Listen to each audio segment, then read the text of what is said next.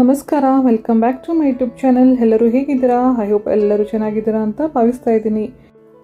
ಇವತ್ತಿನ ರೆಸಿಪಿಯಲ್ಲಿ ನೀವು ನೋಡಬಹುದು, ಬಾಯಲ್ಲಿ ಇಟ್ಕೊಂಡ್ರೆ ಹಾಗೇ ಮೆಲ್ಟ್ ಆಗುವಂತಹ ರೆಸಿಪಿಯೊಂದಿಗೆ ನಿಮ್ಮ ಮುಂದೆ ಬಂದಿದ್ದೀನಿ. ಇದು ನಾನ್ ವೆಜ್ ಪ್ರಿಯರಿಗೆ ತುಂಬಾ ಇಷ್ಟವಾಗುವಂತಹ ರೆಸಿಪಿ.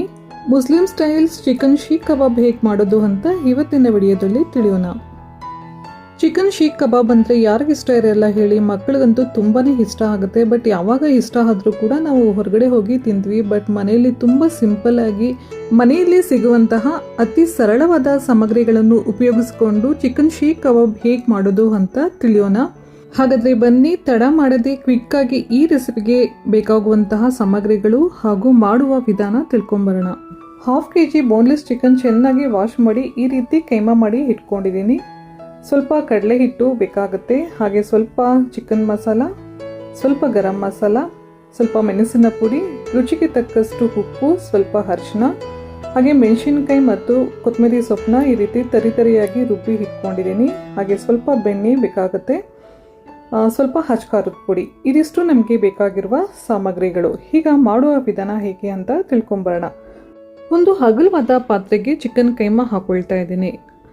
ಮಿಕ್ಸ್ ಮಾಡೋದಕ್ಕೆ ಒಂದು ಅಗಲವಾದ ಪಾತ್ರೆ ಇದ್ರೇ ತುಂಬ ಸುಲಭ ಆಗುತ್ತೆ ಮಿಕ್ಸ್ ಮಾಡೋದಕ್ಕೆ. ಈಗ ಅದಕ್ಕೆ ರುಚಿಗೆ ತಕ್ಕಷ್ಟು ಉಪ್ಪು, 1 ಟೇಬಲ್ ಸ್ಪೂನ್ ಆಗುವಷ್ಟು ಹಚ್ಚ ಖಾರದ ಪುಡಿ, ಚಿಟಿಕೆ ಅಷ್ಟು ಅರಿಶಿನ, ನಿಮಗೆ ಖಾರ ನೋಡಿಕೊಂಡು ಮೆಣಸಿನ ಪುಡಿ ಹಾಕ್ಕೊಳ್ಳಿ. ನಾನು 1/2 ಟೇಬಲ್ ಸ್ಪೂನ್ ಆಗುವಷ್ಟು ಹಾಕ್ಕೊಂಡಿದ್ದೀನಿ. ಹಾಗೆ ಗರಂ ಮಸಾಲ ಒಂದು 1/2 ಟೇಬಲ್ ಸ್ಪೂನ್ ಮತ್ತು chicken masala 1 table spoon. Quantity ಇಷ್ಟೇ ಬೇಕು ಅಂತ ಏನೂ ಇಲ್ಲ, ನೀವು ನೋಡಿಕೊಂಡು ಹಾಕ್ಕೊಳ್ಳಿ ಎಷ್ಟು ಬೇಕೋ ಅಷ್ಟು. ಈಗ 3 ಟೇಬಲ್ ಸ್ಪೂನ್ ಆಗುವಷ್ಟು ಕಡಲೆ ಹಿಟ್ಟು ಹಾಕ್ಕೊಳ್ತಾ ಇದ್ದೀನಿ. ತರಿಯಾಗಿ ರುಬ್ಬಿದಂತಹ ಕೊತ್ತಂಬರಿ ಸೊಪ್ಪು, ಮೆಣಸಿನಕಾಯಿ ಪೇಸ್ಟ್ ಹಾಕೊಳ್ಳೋಣ. ಹಾಗೂ ಬೆಣ್ಣೆ 1 ಟೇಬಲ್ ಸ್ಪೂನ್ ಅಷ್ಟು ಹಾಕ್ಕೊಳ್ತಾ ಇದ್ದೀನಿ. ಬೆಣ್ಣೆ ಹಾಕೊಳ್ಳೋದ್ರಿಂದ ತುಂಬ ಸಾಫ್ಟ್ ಆಗಿ ಕ್ರೀಮಿ ಟೆಕ್ಸ್ಚರ್ ಬರುತ್ತೆ. ಸೊ ಅದಕ್ಕಾಗಿ ಬೆಣ್ಣೆ ಹಾಕ್ಕೊಳ್ತೀವಿ, ಅದನ್ನು ಸ್ಕಿಪ್ ಮಾಡಬೇಡಿ. ಎಲ್ಲ ಪದಾರ್ಥಗಳು ಹಾಕಿ ಚೆನ್ನಾಗಿ ಮಿಕ್ಸ್ ಮಾಡ್ಕೋಬೇಕು. ಎಷ್ಟು ಚೆನ್ನಾಗಿ ಮಿಕ್ಸ್ ಮಾಡ್ತೀವಿ ಕೈಮಾ ಅಷ್ಟು ಚೆನ್ನಾಗಿ ಬರುತ್ತೆ. ಎಲ್ಲ ಕೈಮಾ ಉಂಡೆ ಮಾಡಿದ ತಕ್ಷಣ ಒಂದು 5 ನಿಮಿಷ ಸೆಟ್ ಆಗೋದಕ್ಕೆ ಬಿಡೋಣ. ಅಷ್ಟೊತ್ತಿಗೆ ಇದಕ್ಕೆ ಬೇಕಾಗಿರುವ ಗ್ರೀನ್ ಚಟ್ನಿ ಕೂಡ ಕ್ವಿಕ್ಕಾಗಿ ಮಾಡ್ಕೊಂಡು ಬರೋಣ. ಇದನ್ನು ಈಗ 5 ನಿಮಿಷದಲ್ಲಿ ಕ್ಲೋಸ್ ಮಾಡಿ ಸೆಟ್ ಆಗೋದಕ್ಕೆ ಬಿಡೋಣ. ಅಷ್ಟೊತ್ತಿಗೆ ಚಟ್ನಿಗೆ ರೆಡಿ ಮಾಡ್ಕೊಳ್ಳೋಣ. ಬನ್ನಿ ಶೀಖ್ ಕಬಾಬ್ಗೆ ಗ್ರೀನ್ ಚಟ್ನಿ ತುಂಬ ಚೆನ್ನಾಗಿರುತ್ತೆ. ಅದನ್ನು ಹೇಗೆ ಮಾಡೋದು ಅಂತ ತಿಳಿಯೋಣ. ಈಗ ಒಂದು ಜಾರ್ಗೆ ಸ್ವಲ್ಪ ಬೆಳ್ಳುಳ್ಳಿ, ಹಸಿಮೆಣಸಿನಕಾಯಿ, ಕೊತ್ತಂಬರಿ ಸೊಪ್ಪು, ಇದಿಷ್ಟೇ ನಮಗೆ ಬೇಕಾಗಿರೋದು. ಹಾಗೂ ಸ್ವಲ್ಪ ಮೊಸರು, ಇವೆಲ್ಲ ಚೆನ್ನಾಗಿ ಪೇಸ್ಟ್ ಮಾಡಿಕೊಂಡು ಬರಬೇಕಾಗತ್ತೆ. ರುಚಿಗೆ ತಕ್ಕಷ್ಟು ಉಪ್ಪು ಕೂಡ ಹಾಕ್ಕೊಂಡು ಸ್ವಲ್ಪ ಮೊಸರು ಹಾಕಿ ಚೆನ್ನಾಗಿ ಫೈನ್ ಪೇಸ್ಟ್ ಮಾಡಿಕೊಂಡು ಬರೋಣ. ಇದಿಷ್ಟು ಪದಾರ್ಥಗಳು ನಮಗೆ ಗ್ರೀನ್ ಚಟ್ನಿ ಮಾಡೋದಕ್ಕೆ ಬೇಕಾಗಿರೋದು. ತುಂಬಾ ಸುಲಭ, ತುಂಬ ಚೆನ್ನಾಗಿರುತ್ತೆ. ಇದು ಶೀಖ್ ಕಬಾಬ್ಗೆ ಅಲ್ಲ, ಬೇರೆ ಎಲ್ಲ ಕಬಾಬ್ಗೂ ಕೂಡ ತುಂಬಾ ಚೆನ್ನಾಗಿರುತ್ತೆ. ನೀವು ಒಮ್ಮೆ ಮನೇಲಿ ಟ್ರೈ ಮಾಡಿ. ಇಷ್ಟೇ ನೋಡಿ, simple and tasty green chutney ready ಆಯಿತು. ಈಗ ಕೈಮಾ ರೋಲ್ ಹೇಗೆ ಮಾಡೋದು ಅಂತ ತಿಳಿಯೋಣ.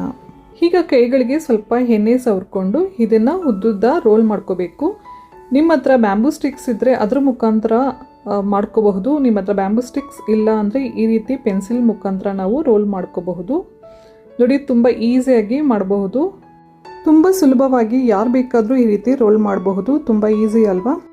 ನೀವು ಒಮ್ಮೆ ಮನೇಲಿ ಟ್ರೈ ಮಾಡಿ ಹೇಗೆ ಬಂದಿದೆ ಅಂತ ನಿಮ್ಮ ಅನಿಸಿಕೆ ಅಭಿಪ್ರಾಯ ತಿಳಿಸೋದು ಮಾತ್ರ ಮರಿಬೇಡಿ. ಹೊರಗಡೆ ಎಲ್ಲ ತಿಂದಿರ್ತೀವಿ, ಬಟ್ ಇದು ತುಂಬಾ ಕಷ್ಟ ಮಾಡೋದು ಅಂತ ಅಂದ್ಕೊಂಡಿರ್ತೀವಿ. ಟ್ರೈ ಮಾಡೋಕ್ಕೂ ಸಹ ನಾವು ಹೋಗಿರಲ್ಲ. ಮನೆಯಲ್ಲಿ ಸಿಗುವಂತಹ ಅತಿ ಸರಳವಾದ ಇಂಗ್ರೀಡಿಯೆಂಟ್ಸ್ನ ಉಪಯೋಗಿಸ್ಕೊಂಡು ಮಾಡಬಹುದಾದಂಥ ತುಂಬ ಸಿಂಪಲ್ ಆದ ರೆಸಿಪಿ ಇದು. ಒಂದು ಸಲ ಮನೆಯಲ್ಲಿ ಟ್ರೈ ಮಾಡಿ. ಅದಕ್ಕಿಂತ ಮುಂಚೆ ಯಾರೆಲ್ಲ ನನ್ನ ಚಾನಲ್ ಸಬ್ಸ್ಕ್ರೈಬ್ ಮಾಡದೆ ನೋಡ್ತಾ ಇದ್ದೀರಾ, ದಯವಿಟ್ಟು ಸಬ್ಸ್ಕ್ರೈಬ್ ಮಾಡಿಕೊಂಡು ನೋಡಿ. ಹಾಗೆ ನಿಮ್ಮ ಅನಿಸಿಕೆ ಅಭಿಪ್ರಾಯ ಕಮೆಂಟ್ ಮೂಲಕ ತಿಳಿಸೋದು ಮಾತ್ರ ಮರಿಬೇಡಿ. ಸಮಯ ಇದ್ದಾಗ ನನ್ನ ಚಾನಲ್ ವಿಸಿಟ್ ಮಾಡಿ. ಅಲ್ಲಿ ಸಾಕಷ್ಟು ಸಿಂಪಲ್ ಆ್ಯಂಡ್ ಟೇಸ್ಟಿ ರೆಸಿಪೀಸ್ನ ಮಾಡಿದ್ದೀನಿ. ಖಂಡಿತ ನಿಮಗೆ ಇಷ್ಟ ಆಗುತ್ತೆ. ನೋಡಿ, ಇಷ್ಟೇ, ತುಂಬ ಸಿಂಪಲ್ ಅಲ್ವಾ?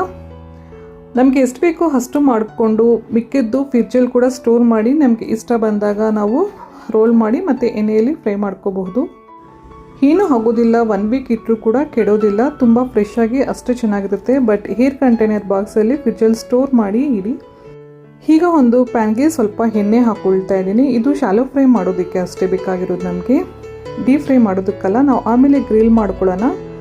ಒಂದು 50% ಇದರಲ್ಲೇ ನಾವು ಚೆನ್ನಾಗಿ ಫ್ರೈ ಮಾಡ್ಕೋಬೇಕು, ಶಾಲೋ ಫ್ರೈ ಮಾಡ್ಕೋಬೇಕು. ಈ ರೀತಿ ಮಾಡೋದ್ರಿಂದ ತುಂಬಾ ಕ್ರಿಸ್ಪಿಯಾಗಿ ಸಾಫ್ಟಾಗಿ ಕ್ರೀಮಿ ಟೆಕ್ಸ್ಚರ್ ಆಗಿ ತುಂಬಾ ಚೆನ್ನಾಗಿರುತ್ತೆ ನೋಡಿ. ಇವಾಗ ಇದನ್ನು ಒಂದು 50% ನಾವು ಶಾಲೋ ಫ್ರೈ ಮಾಡ್ಕೊಳ್ಳೋಣ. ಹೀಗೆ ನಾವು ಫ್ರೈ ಮಾಡ್ಕೋಬೇಕಾಗತ್ತೆ. ಆಮೇಲೆ ಗ್ರಿಲ್ ಮಾಡ್ಕೊಳ್ಳೋಣ. ಫ್ಯಾಮಿಲಿ ಗ್ಯಾದರಿಂಗಲ್ಲಿ ಅಥವಾ ಸ್ಪೆಷಲ್ ಸ್ಟಾರ್ಟರ್ಸ್ ಆಗಿ ಇದು ತುಂಬಾ ಚೆನ್ನಾಗಿರುತ್ತೆ. ಎಲ್ಲರಿಗೂ ತುಂಬಾ ಇಷ್ಟ ಆಗುತ್ತೆ. ಮನೆಗೆ ಗೆಸ್ಟ್ ಬಂದಾಗ ಈ ರೀತಿ ದಿಢೀರ್ ಅಂತ ಮಾಡ್ಕೊಳ್ಳಿ. ರೆಡಿ ಮಾಡಿ ಫ್ರಿಡ್ಜಲ್ಲಿ ಸ್ಟೋರ್ ಮಾಡಿ ಇಟ್ಟರೆ ನೀವು ಯಾವಾಗ ಬೇಕಾದರೂ ಮಾಡ್ಕೋಬಹುದು. ಅಷ್ಟೇ ಫ್ರೆಶ್ ಆಗಿರುತ್ತೆ. ಈಗ ಗ್ರಿಲ್ ಮಾಡ್ಕೊಳ್ಳೋಣ. 50% ಶಾಲೋ ಫ್ರೈ ಮಾಡಿದ್ರೆ ಇನ್ನೂ 50% ನಾವು ಗ್ರಿಲ್ ಮಾಡ್ಕೋಬೇಕಾಗತ್ತೆ. ಶೀಖ್ ಕಬಾಬ್ ಅಂದರೆ ಗ್ರಿಲ್ ಮಾಡ್ಕೊಳ್ಳೇಬೇಕು. ಆವಾಗಲೇ ಅದನ್ನು ಶೀಖ್ ಕಬಾಬ್ ಅಂತೀವಿ. ಈ ರೀತಿ ಮಾಡೋದ್ರಿಂದ ರುಚಿ ಅದ್ಭುತವಾಗಿರುತ್ತೆ. ಗ್ರಿಲ್ ಮಾಡ್ತಾ ಇದ್ದರೆ ಎಷ್ಟೊಂದು ಅದ್ಭುತವಾದ ಪರಿಮಳ ಬರ್ತಾ ಇದೆ ಅಂದರೆ ಅದನ್ನು ಆಸ್ವಾದಿಸಿದ್ರೆ ಮಾತ್ರನೇ ಗೊತ್ತಾಗುತ್ತೆ. ಪರಿಮಳನೇ ಅಲ್ಲ, ರುಚಿ ಕೂಡ ಅದ್ಭುತವಾಗಿರುತ್ತೆ. ಒಂದು ಸಲ ಟ್ರೈ ಮಾಡಿ. ನಾನ್ ವೆಜ್ ತಿನ್ನಲ್ಲ ಅನ್ನೋರು ಕೂಡ ತುಂಬ ಇಷ್ಟಪಟ್ಟು ತಿಂತಾರೆ. ಇದನ್ನು ಗ್ರೀನ್ ಚಟ್ನಿ ಹೊಂದಿಗೆ ಸರ್ವ್ ಮಾಡಿ. ಟೇಸ್ಟ್ ಅದ್ಭುತವಾಗಿರುತ್ತೆ. Soft and creamy seekh kebab ready ಆಯಿತು. ಇದು ಬಾಯಲ್ಲಿ ಇಟ್ಕೊಂಡ್ರೆ ಹಾಗೇ ಮೆಲ್ಟ್ ಆಗುತ್ತೆ. ಹೇಳೋದಲ್ಲ, ನೀವು ಒಂದು ಸಲ ಟ್ರೈ ಮಾಡಿ. ಈ ಮಾತನ್ನು ನೀವೇ ಹೇಳ್ತೀರಾ, ಅಷ್ಟೊಂದು ಅದ್ಭುತವಾಗಿರುತ್ತೆ ರುಚಿ. ಇನ್ಯಾಕೆ ತಡ, ಈ ರೆಸಿಪಿ ಮಾಡೋದು ನಿಮಗೂ ಗೊತ್ತಲ್ವಾ? ಒಂದು ಸಲ ಟ್ರೈ ಮಾಡಿ. ನಿಮ್ಮ ಅನಿಸಿಕೆ ಅಭಿಪ್ರಾಯ ಕಮೆಂಟ್ ಮೂಲಕ ತಿಳಿಸೋದು ಮಾತ್ರ ಮರಿಬೇಡಿ. ಇದೇ ರೀತಿ ಸಿಂಪಲ್ ಆ್ಯಂಡ್ ಟೇಸ್ಟಿ ರೆಸಿಪೀಸ್ ಬೇಕಂದರೆ ನನ್ನ ಚಾನಲ್ ಫಾಲೋ ಮಾಡಿ. ಮತ್ತೆ ಒಂದು ಟೇಸ್ಟಿ ರೆಸಿಪಿ ಹೊಂದಿಗೆ ಮುಂದಿನ ವಿಡಿಯೋದಲ್ಲಿ ಭೇಟಿ ಆಗೋಣ. ಅಲ್ಲಿವರೆಗೂ ನಮಸ್ಕಾರ. ಥ್ಯಾಂಕ್ ಯು ಸೋ ಮಚ್ ಎಲ್ಲರಿಗೂ. ಬಾಯ್ ಬಾಯ್.